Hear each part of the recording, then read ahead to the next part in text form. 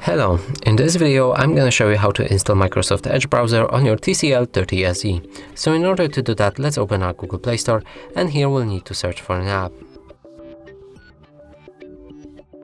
Write Microsoft Edge browser and hit the search button. Now select the app that I'm gonna pick. It's this one, and then install.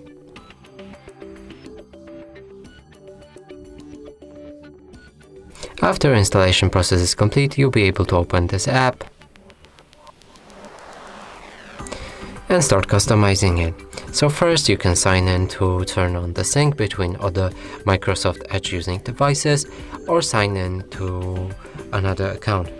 Sign in later for me, and here you can enable or disable to share your data preferences. I'm not gonna do that. Confirm. And from here you can also set the Edge as default browser, so let's go for that. Browser, app, and then Edge. Now if we go back, our browser is ready. We can open basically any website and it should load properly.